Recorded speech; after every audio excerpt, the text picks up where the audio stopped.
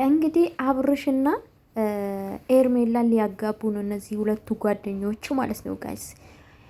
ብሩኬና ማን ነው ይሄ አቤላ የምትባሉ ማለት ነው። ምን ሆናችሁ ግን እናንተ አጋቢ እናንተ ያፋችሁ ናችሁ እኮ። በሰላም ነው የወንድ ልጫ ሲያስጠላ። ኦ ማይ ጋድ ኦ እጅ በእናታቸው አምርባችሁ። ምንም የሚሰሩ ነገር እጅ ይላል። በእርግጥ እኔ ዩቱበር ስለሆንኩ ነው እንጂ ዞር ብያ ላይም። በነገራችን ላይ ዩቱበር ስለሆንኩ ያው ሀሳብ መስጠት አለብኝ። ገባችሁ አይደለ? እናንተ ብቻ ለምን አለኝ እኔም ይጠቀማለሁ። እናንተ የተጠቀማችሁ የተጃጃላችሁብኝ አይደለ? በእርግጠኛ ላይ ምንም አትጃጃሉም። የራሳችሁ ናችሁ። የራሳችሁ ጭንቅላት ነው የሚታይ። የትሃል ምን ያህል ሀሳብ እንዳላችሁ ምን ያህል አይዲያ እንዳላችሁ ነው ማየት ያለብን ጋይስ፣ እዚህ ማለት ነው። እንግዲህ እነዚህ ልጆች ማለት ነው አፋችም እነሱ ናቸው አጋቢ። ጭራሽ ቬሎም ተዘጋጅቷል ጋይስ፣ ቬሎም ተዘጋጅቷል። ያዘጋጁ ማን ናቸው? ብሩክና አቤል ማለት ነው። አዳራሽ አልቀራ የሰርግ ፕሮግራም። ሱሬን ቀይር ባክህ። በየጊዜ ለብሰ የምትመጣ ራሱ አንድ አይነት ነው። አንተም ብሎ አዳራሽ አዘጋጅ፣ አንተም ብሎ ሱፍ ማዘጋጅ፣ ቬሎ። ኧረ በማርያም የማይመስል ነገር። በእርግጥ ድራማ ነው፣ ግን ባየኑ ልክ አስተያየት የምንሰጠው ድራማ ነው ማለት ነው። አብርሽ ጭራሽ ምን አለ ጋይስ? እኔ የቤተሰብ ኃላፊነት አለብኝ፣ የኃላፊነት ያለብኝ ሰው ነኝ። እናትና አባት ኃላፊነት ያለብኝ፣ እንደዛም ደግሞ ልጅ ኃላፊነት አለብኝ። ኃላፊነት ይሄ ነው እንዴ አንተ?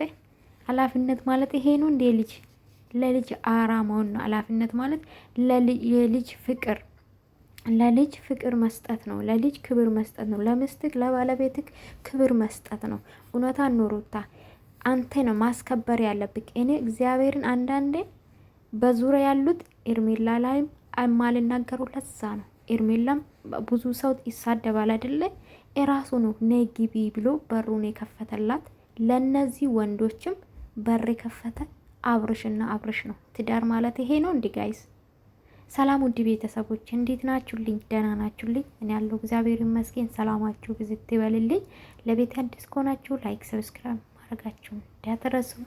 የምታበረታቱኝ ደግሞ እጅግ ከልብ አመሰግናለሁ የኔ ውዶች ማለት ነው። እንግዲህ በእነዚህ ልጆች መጥቻለሁ ማለት ነው የኔ ውዶች። እውነት ለመናገር በጣም ነው የሚያስጠላ ስራቸው። ምንም ነገር አይጥምም። እኛ ምን አገባኝ ታዲያ? እዛ ተጋቡ፣ እዛ ተፋቱ።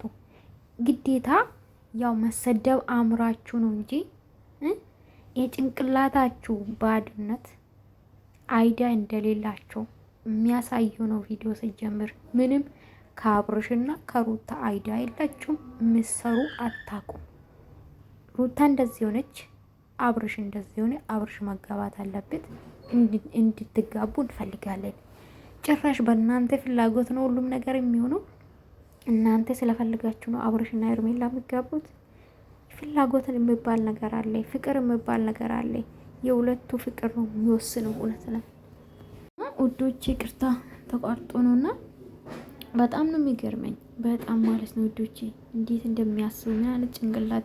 በእርግጥ ተመልካች ስለሚሰድባቸው ተመልካችን ለማናደድ ነው። ብሩኬና አቤላ ስራችሁ አመናችሁም አላመናችሁም ድራማ ነው። ግን ያቺ ልጅ ስሜቷ አይጎዳ ሩታ ማለት ነው።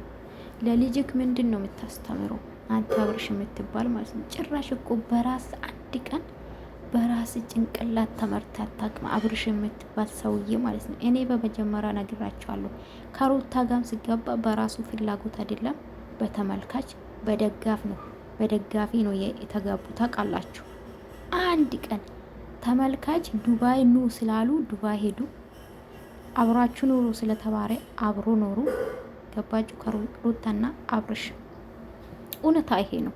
ደጋፊም ከሆናችሁ እውነታ መቀበል አለባችሁ። በእናንተ የተነሳ አብሮ ኖሩ፣ ከቤተሰብ ወጥቶ ከዛ ደግሞ ዱባይ ኑ ተባሉ፣ ዱባይ ሄዱ።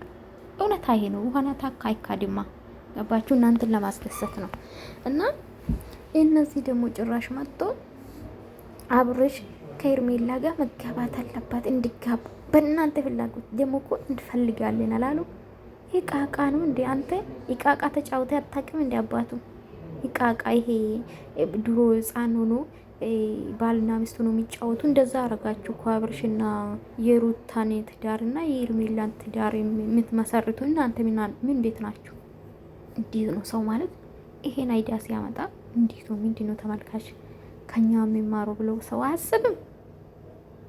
በጣም ነው ተገማማችሁብን። ማርያምን ደግሞ አብርሽ እኮ ነው ብዙ ኃላፊነት አለብኝ።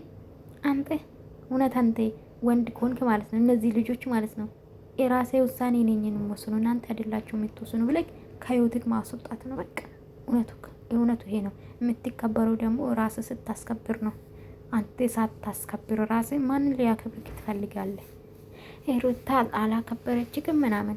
መቼ ያስከበርክ ራስን? መጀመሪያ ክብር ከራስ እኮ ነው የሚጀምረው አይደል እንዴ? ደግሞ አሽሙራችሁ የአቤል አሽሙር እስማ ሩታን ለመንካት ይፈልጋሉ። በቃ አሽሙሩ አንዳንድ ሰዎች በጣም ነው የሚያስጠላ፣ ይደብራል ጌታ። እና አብርሽ ወንዱን እስቲ ወንድ በቃ ወንድ የሚባል ነገር አለ አይደለ? ወንዱን የራስ አቋም ይኖር፣ ለራስ ውሳኔ ይኖር። ትዳርግ ማንም ነው እንደሚመራ ማንም ነው እንደሚያቦካለ። በጣም ነው የደበረኝ ባይዘዊና ከዚህ በላይ ማውራትን አልችልም። ወዳቸዋለሁ። ላይክ አድርጉ።